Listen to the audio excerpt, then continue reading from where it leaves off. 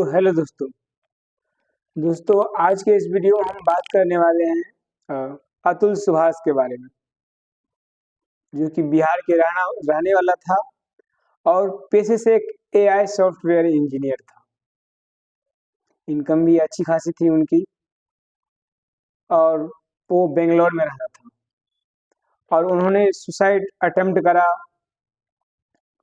मतलब उनको काफ़ी प्रताड़ित किया गया है और उनके मदर इन लॉ द्वारा, उनके वाइफ द्वारा और उनके ब्रदर इन लॉ द्वारा और उनके ससुर जी तो थे नहीं। उन लोगों का अतुल सुभाष का शादी 2019 में हुआ था और जिस लड़की के साथ हुआ था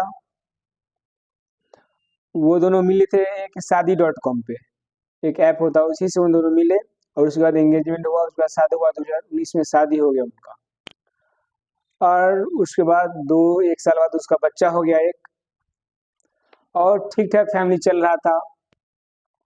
और उसके बाद उन दोनों का अनबन हुआ आपसी। शादी में जो होता है, शादी के बाद नॉर्मली हो जाए, नहीं होता है मगर हो गया उनके साथ, अनबन हुआ और शादी टूट गया। शादी टूटाने मतलब सेपरेट हो गए, मतलब अपने बच्चे को लेके उनकी बीवी अलग हो गई और वो अलग रहने लगे। अलग होने के बाद उनकी बीवी उनको अपने बच्चे से मिलने नहीं दे रही थी।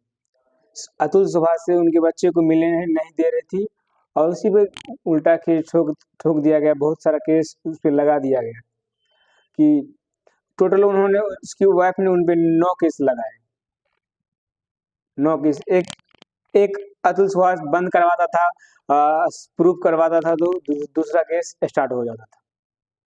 इसी तरह से वो, मतलब हमारे जो इंडिया का लॉ सिस्टम है उनसे हार गया और सुसाइड अटेम्प्ट करने का कोशिश करा।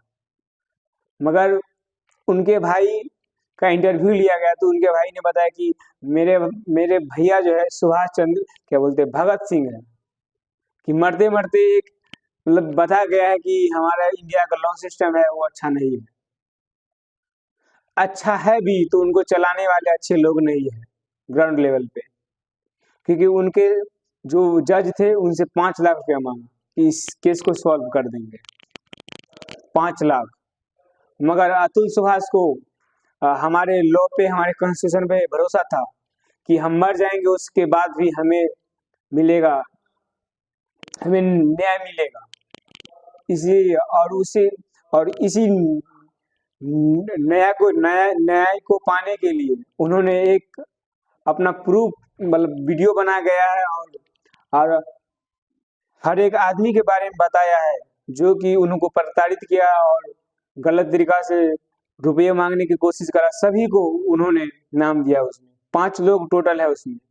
पहली तो एक वकील है, वकील या जो भी है, उसे घूस वगैरह मांगी थी। उसकी वाइफ है, उसकी उसके साले साहब है, उसकी सास है। सभी का नाम उन्होंने डाला है और बोला है, लास्ट उसका मैसेज यही था कि अगर हमें न्याय मिल जाता है तो हमारी जो अस्थि है हम उसको गंगा में बहा दिया जाए, और नहीं मिले उससे न्याय तो जौनपुर का जो वो कोर्ट है उसके सामने गटर में उसके अस्थियों को बहा दिया जाए। और ये बहुत सारे, वो जब मरे, सुसाइड अटेम्प्ट करे, बहुत सारे सवाल हमारे इंडियन कॉन्स्टिट्यूशन पे, हमारे इंडियन गवर्नमेंट पे, हमारे लॉ सिस्टम पे उठाया गया है कि किस तरह के तरीके से उन्हें हर तरीका से प्रताड़ित किया गया। वो अपने फैमिली से दूर थे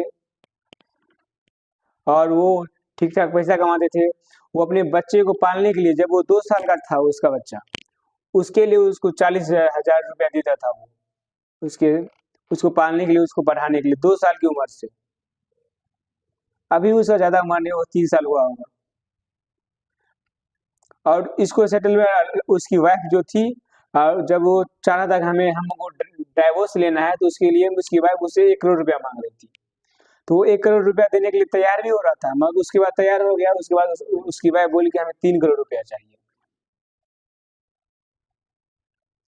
और इस सब को वो सह नहीं कह सके। मतलब वो जो हमारे जो लॉ सिस्टम है इंडिया का, उससे वो खुश नहीं था।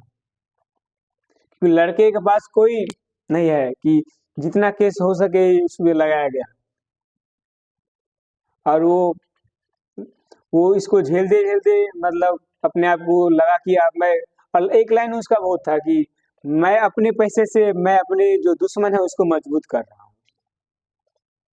अपने वो खुद पैसे कमा के उसको उसको पढ़ाने के लिए देता था, उसकी जो वाइफ थी उसको अच्छे से रहने के लिए उसको भी रुपया देता था, और उसी रुपये से उस पे उल्टा केस कर दिया जाता था। मतलब वो जितना रुपया कमाता था उसी से वो खुद का भी केस लड़ता था, और जो उसकी वाइफ थी वो भी उसी से रुपया लेके उसी पे केस करती थी, और उसी से फिर रुपया मांगती थी।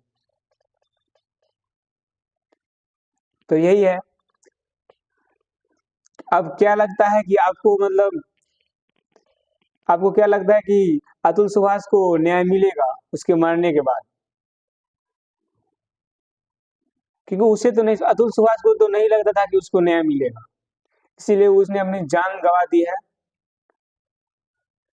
और हमारे इंडिया के लॉ पे, हाँ, इंडिया के कॉन्स्टिट्यूशन पे, हमारे इंडिया के जो लॉ एंड ऑर्डर है, हाँ, उस पे सवाल उठा गए हैं वो। क्योंकि उनसे हर कोई जितना हो सके घूस मांगने को तैयार था।